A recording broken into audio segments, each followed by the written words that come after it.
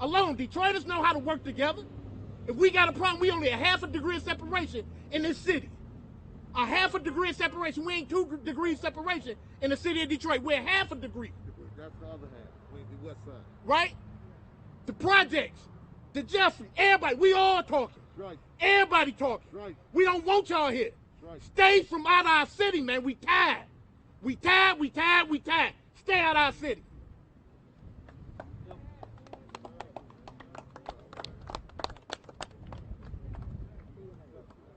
Okay, we're going to go straight into Q&A. At this time, questions and answers. Yes, sir. Hi, yes. Eli Newman, WGET Public Radio in Detroit. Yes.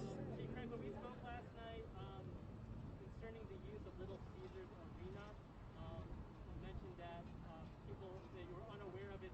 I'm aware of it now. And basically, it was a processing point. It wasn't, they were kind enough to give us a location where we could process the prisoners before they went to the Detroit Detention Center. So that's why LCA was used. Sure. And was the police, was that a contract, or were they just offering their facility for free? I don't know how the contact was made, but they certainly agreed to it. Again, it was to facilitate where we were doing it initially. You know, when you're involved in something like this, sometimes you have to make adjustments. It was just not where we were before. It just wasn't suitable. We were doing it at one of our very small substations. So through the goodness, they allowed us to use that space. Sure. And does will DPD continue to use that facility if the same kind of issue happens tonight? I'm not saying we will or won't. We're confident and hopeful that we don't have to cross this bridge again. What we want is to encourage and continue to encourage peaceful protests. You know, I'm surprised you're not asking me a question about why someone from all the way from California would come to Detroit. 3 from New York would come here. I mean, I get the concerns about why we're using LCA, but I think the community has spoken loud and clear. Why are they here? Go home. Particularly if you're going to come here and engage and incite violence and destroy property. Go home. It's just that simple. Chief, can you be specific about what kind of threats being made and what kind of threats are being made by some of the protesters? I don't think it's a matter of threats. Again, I make a very clear distinction. You got protesters and then you got criminals. Protesters, we embrace. We embrace the message. Someone who is engaged, it's only been several days that I reported to you that several of our officers were injured. One sustained a concussion. Several police cars were destroyed. And so that's the threat to public safety. I'm not going to get I'm not going to get into intelligence. I stay away from that. I'm just talking about what's obvious to everyone here that's standing with us today. And what's obvious is we have individuals from out of the city of Detroit, not all, but many are here, have another agenda. And it's not to celebrate and revere the life of Mr. Floyd. We know that. Yes, ma'am.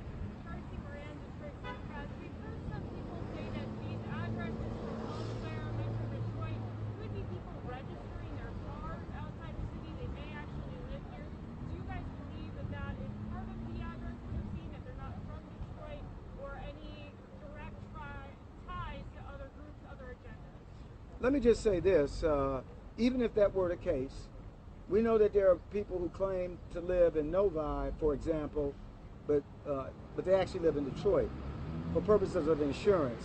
We're not getting that without going into intelligence.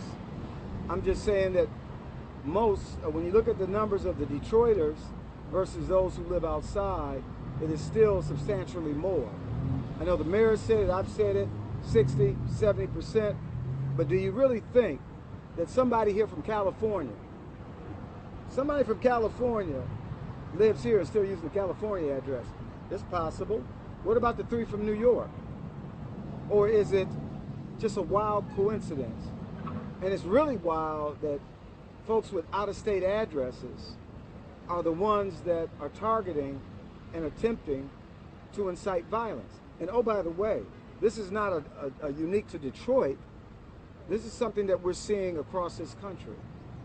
I've had an opportunity to talk to police chiefs, our federal partners, and so outsiders coming into a city is not unusual. Why would 3 New Yorkers be here when they're having protests in New York? Are they here to protest and celebrate and revere the life of Mr. Floyd, or is there another agenda? Chief, anything found that could be seen as weapons from the protesters?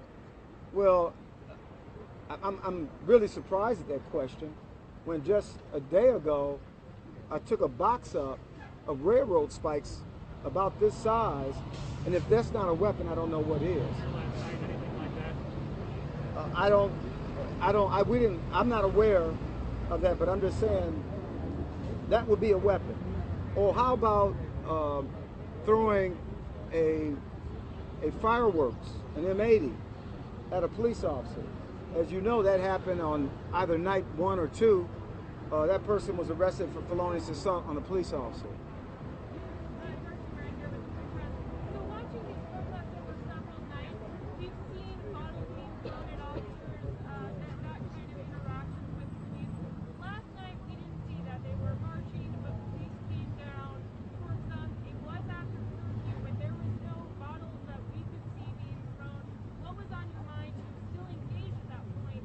If that could cause direct contact and possibly injuries to your officers or citizens.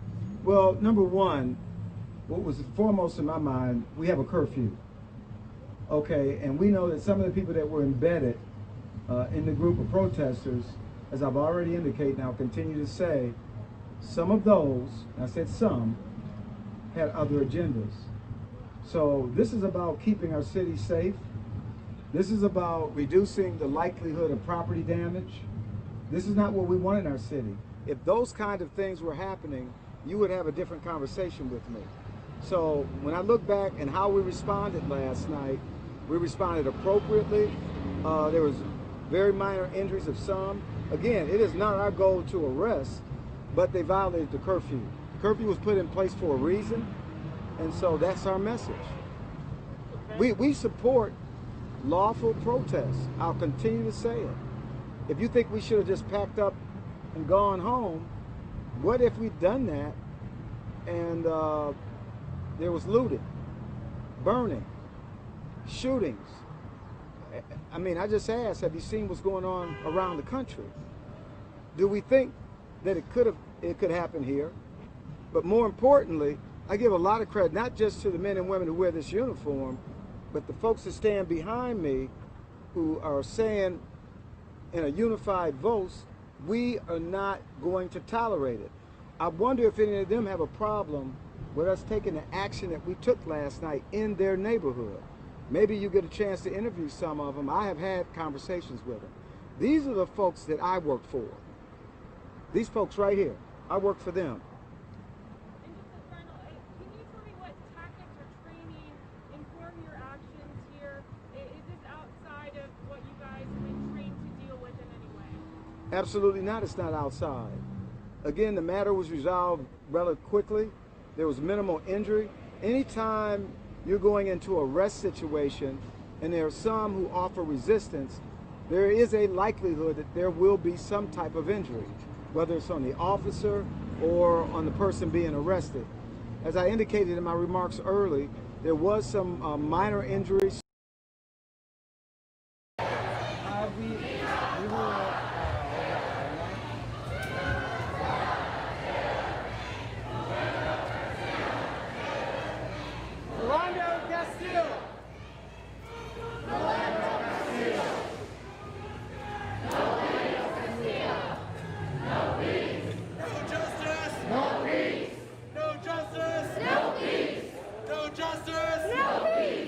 No justice!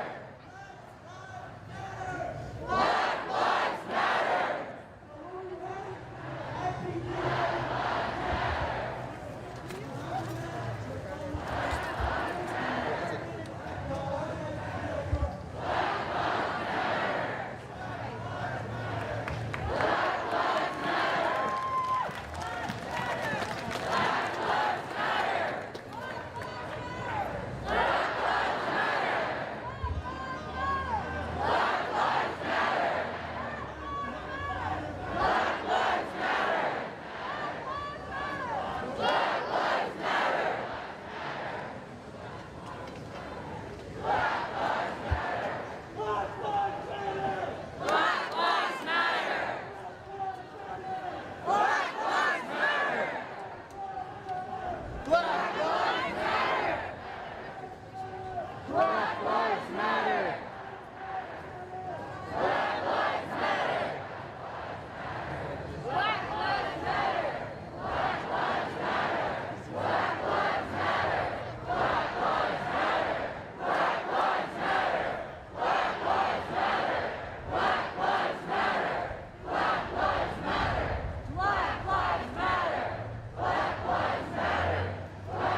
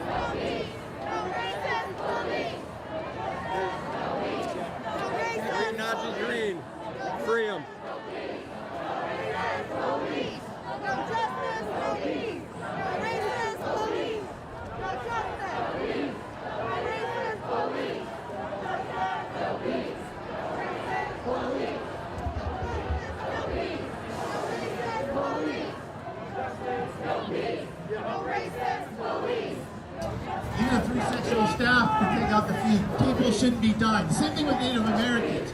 A Native American was inside a convenience store and all he had was a samurai sword, and they ended up shooting him. Obviously, he had mental health problems. It has to be taken care of. And I understand it. My wife had a brain tumor in the behavioral section of her brain, and you cannot force them to take medications. So things like we do have to make sure that guns are kept out of their hands and background checks of people that are spousal abusers or people with mental health issues. Anyway, I'm running for you as a Senate Democratic candidate from Wyoming to actually be in Congress to make these things happen. And I voted all the stuff in the Wyoming platform. If you check them out, you will see that they're very progressive and they are against racial profiling and they are pro-LGBT community.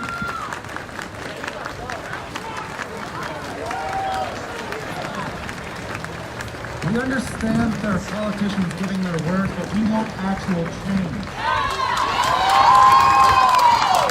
They can say anything all they want, but we want things to change. This country was founded 200 years ago with the words, all men are created equal. It's 200 years later. Why is it true? This country is founded on the idea that the government gets its power from the consent of the governed. We need to stop consenting to these injustices across our nation. We need to stand together as one and demand that every politician, not left, not right, every single one of them make comprehensive change to our police forces.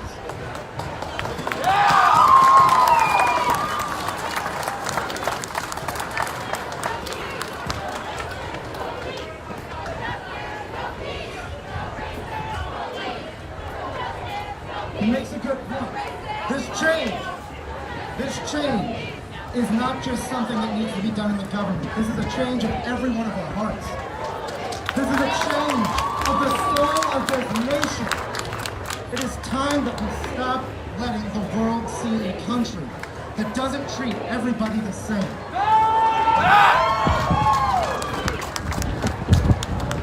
You want to be proud to call yourself an American. You will not stop with just one march, with just one picture, with one post. You will not stop until every person in this country is treated the same, no matter who you are. It's time that we see this country change for the better, and I am so happy that you are all here.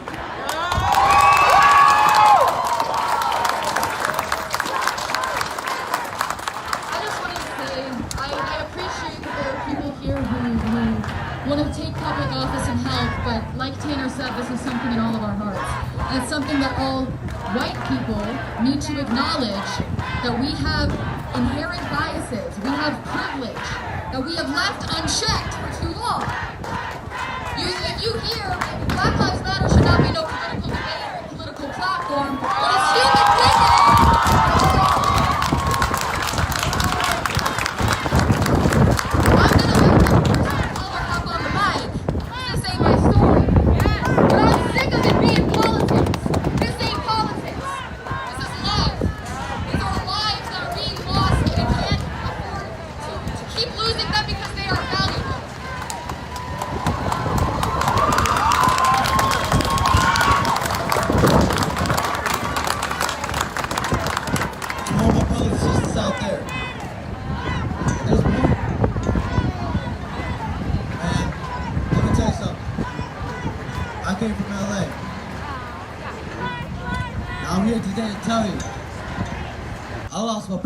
Officer at the age of 14. R.I.P. I've been on my own ever since. At this point, anything matters. Because what's the point in faith if you ain't got each other? Right. You know? That's all I gotta say. My name is Brittany Trahan, and on February 25th of last year, I was thrown from a moving vehicle. Some neighbors saw me and took me into their home. I had a head injury, I had a skull fracture. They called 911, I heard the 911 call. When I felt my life force leaving my body. I went to the bathroom to rinse the blood out of my hair. It was then that 2 police officers approached me in that neighbor's bathroom and started to pull me out. I didn't know who I was or what was going on. I had a skull fracture. And it was at that point that my fight or flight mode kicked in, and I started to resist because I was afraid for my life at that point already before they even started to approach me. They grabbed this city is 5 right now. officers, 4 males and 1 female, threw me on the ground and put their knees. The president has repeatedly indulged in dystopian fantasy. At his inaugural address, he talked about American carnage, even at a time when violent crime in the US was at an all-time low. Businesses here have been showing their support for the protests.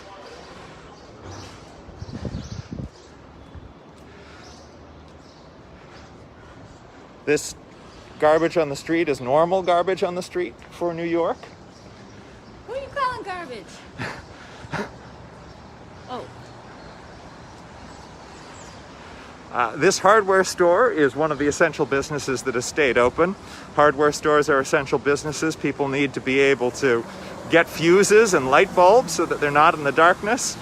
But it's also possible with social distancing to get flowers and other things to brighten up your home. So we are in the East Village of Manhattan. This is one of the areas where the protests have been taking place.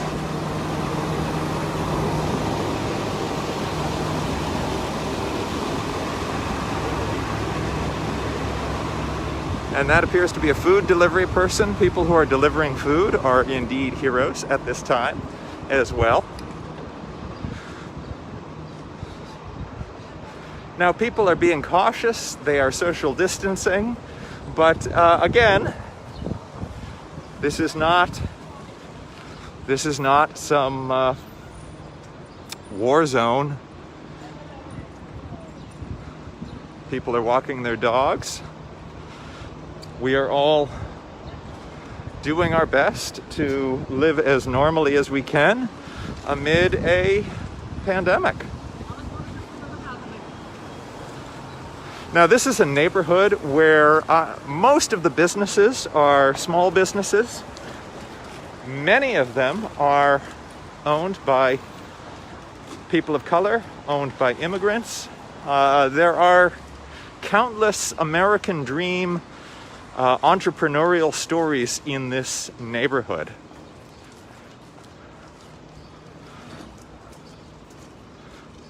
This was a neighborhood that Jared Kushner seemed to be in the process of trying to buy up before he became occupied with bringing peace to the Middle East and coordinating the US coronavirus pandemic response. Now,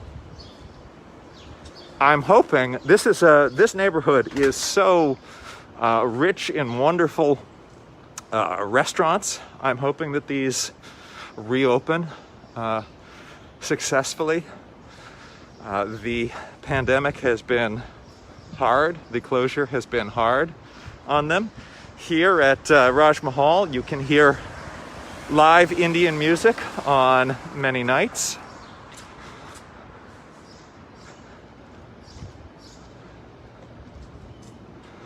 So, as I was saying, the president has indulged in a lot of dark fantasy about the state of the U.S. He says things about, quote, sanctuary cities.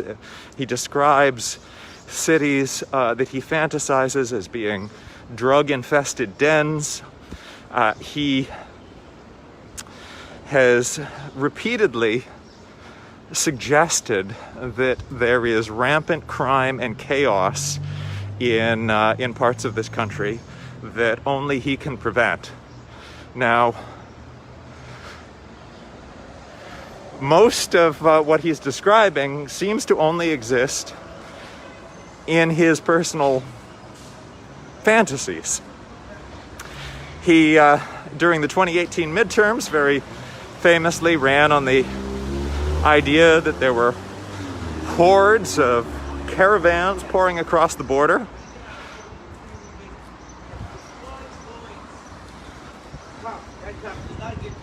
Let's continue down this way.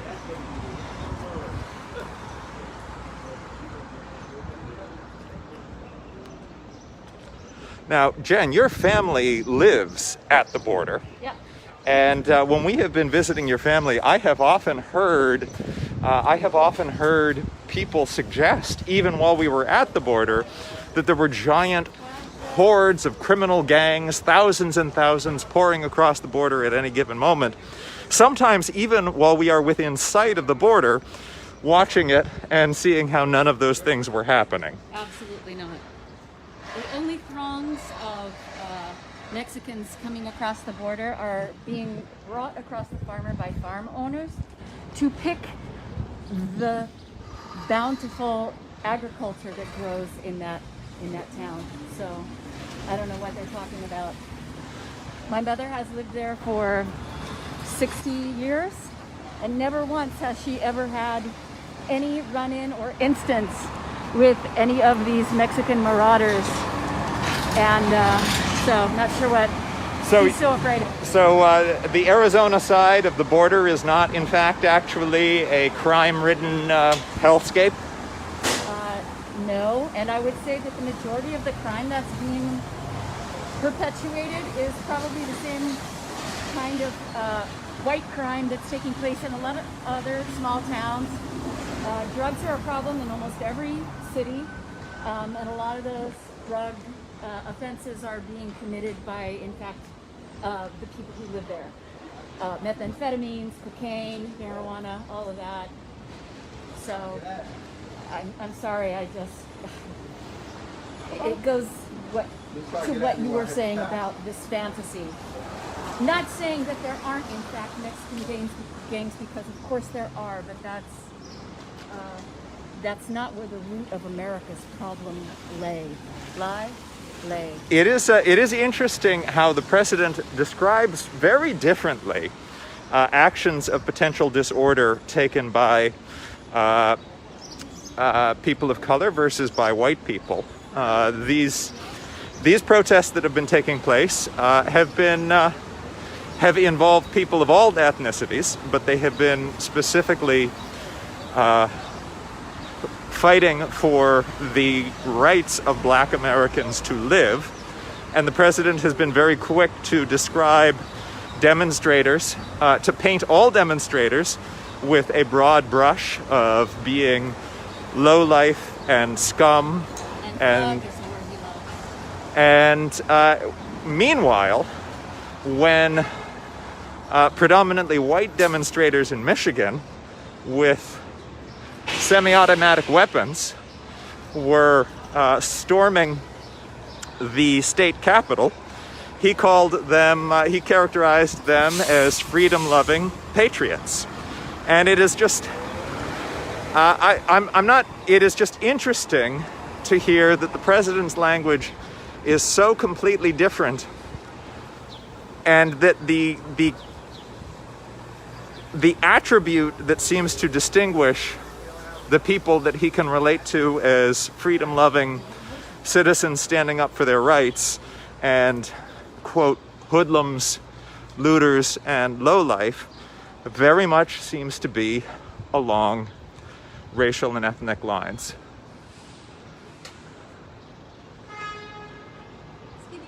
It's your favorite store. It's my favorite store. Well, it's closed, as are all non-essential businesses right now. Here's a very beautiful mural. I'd like to show you one of my favorite neighborhood murals. We mobilized, I called some of these people standing behind me. And we got 3,000 people to go out there for a couple of days to help our neighbors. Then our campaign, over 2,700 people contributed $190,000. It's a little bit hard to film through the fence, but it is such a beautiful mural. I want to see if I can show it to you. Then today, and let me There just we go. set the record. They're like, well, these are rich white folks. Let me Oh, just set the record. Oh, okay. I'm sorry. I just wanted to show that beautiful mural. This is them. Okay. But Well, thank you very much. over 75 businesses were damaged. 50% of the businesses in the downtown. There's a lot of beautiful street art in this neighborhood. Minority-owned businesses. Many of those businesses lack the appropriate insurance It's one of the to largest be able to shelters. support them. And Yes. I ended up talking to the mayor, who asked me to work with Tiffany Kinney, who's the executive director of the Business Improvement District. We're going to release those funds to her, but we're going to work with Martin Mackey, because I wanted to make sure that we had an African-American Buddhist meditation and yoga, and another sign honoring the Black Lives Matter movement. Importantly, and that's what we're going to do. But today, I got some amazing news from a good friend of mine. John McKenzie. John, come on up, you and your wife, please. John is an amazing developer here. What's your son come up to? This family is absolutely amazing. When I wanted to open up the Boys and Girls Club in Sun Prairie, I went to them, and I originally was, you don't even know. Now, this is the Bowery, a famous, how would you describe this neighborhood? Traditionally, historically. Historically, I'm no Manhattan historian, but it's a very, very cool part of the city. Very, and he said, you know what, very let me rock come back and in roll about 2 hours. part of the neighborhood. Then I'll come A back couple and of rock talk to clubs you. in the The hood. same family There might be some poetry clubs still in the neighborhood. A cool gas station that's been there forever that got turned into a cool restaurant. The same family called me when we were It raising used to money. be incredibly dicey and dangerous, and now it's incredibly hip Saying, and I chic. come from a place of privilege. Over there is where Basquiat's studio used to be. Black mothers and others who are struggling in this community during this pandemic. And then they called me today and said, I'm going to let them down. Call me today and let you brother here. And I just want to say, I appreciate you all. Our community love you all. And this is something amazing announcement for those who consider downtown. So New York is under a curfew through Sunday. It was 2 nights ago. Let's cross because that's so noisy. People who work for us in our business, who are maintenance specialists and cleaning people, and would you raise your hands back there, guys? Okay.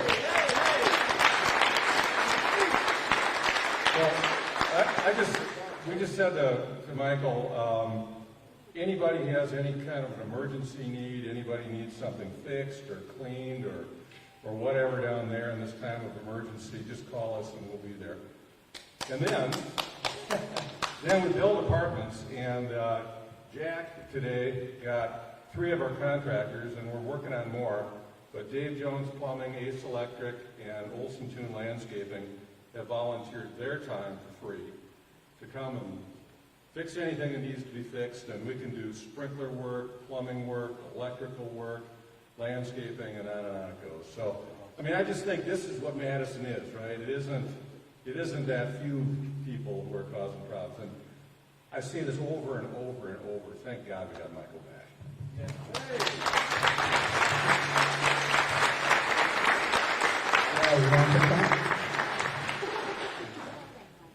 All right, so the next thing on the agenda is I want to share with you, I want to talk about the Peacekeepers program. One of the things that concerned us, we watched all the videos on social media, and yes, there were people who were outside influences, but picked no bone about it.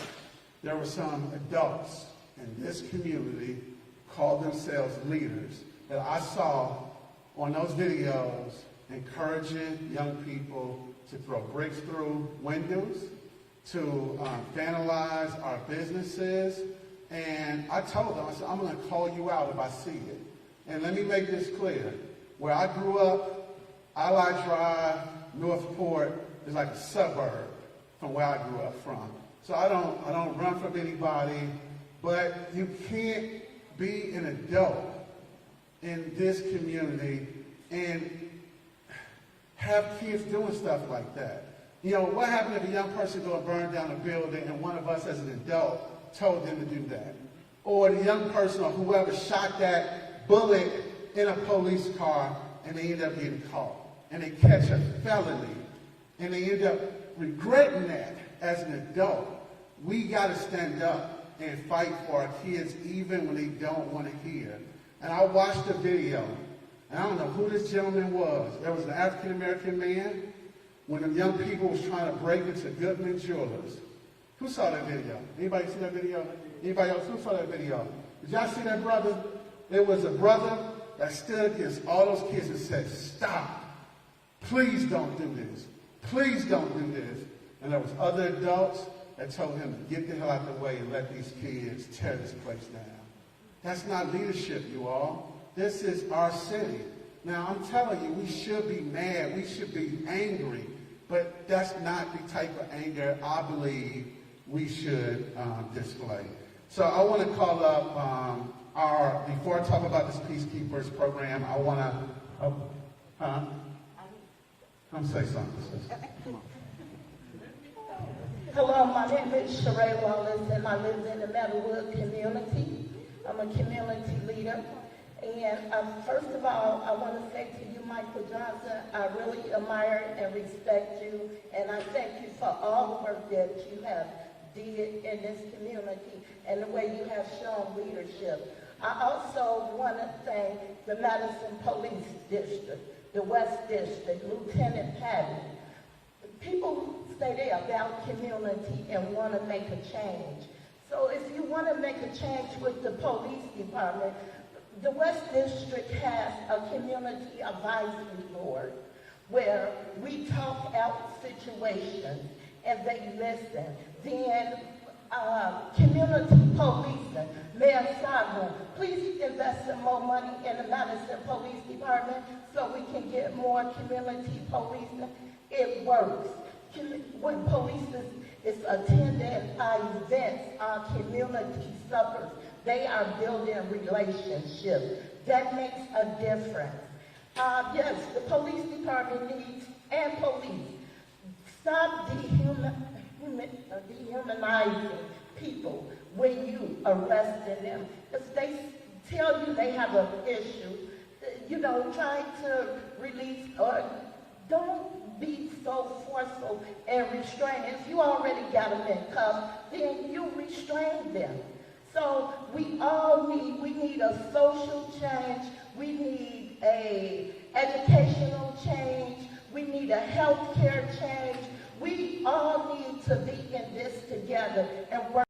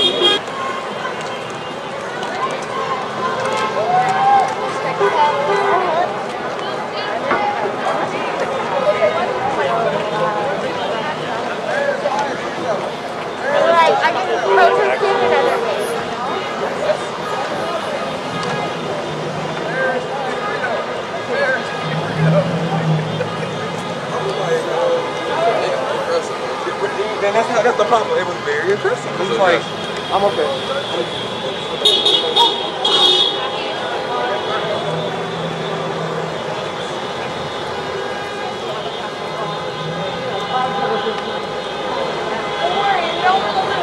For a peaceful protest.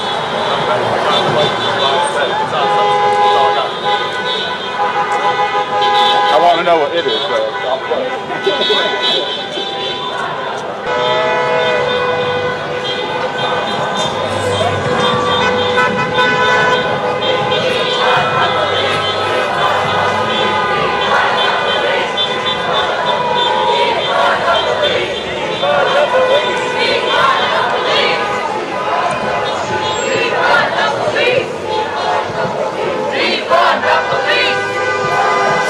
Defund the police!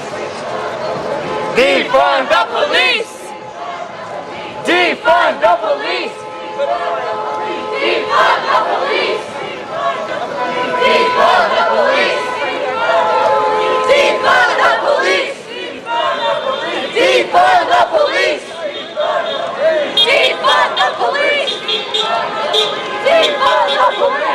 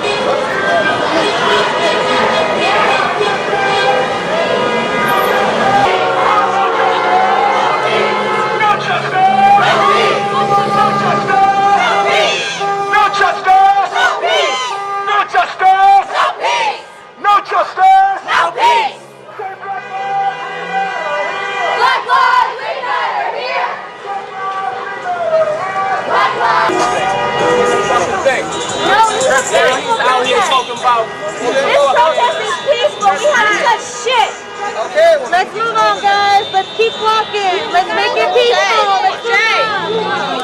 Come on, guys. Let's focus. There's no point arguing with anybody. We're not in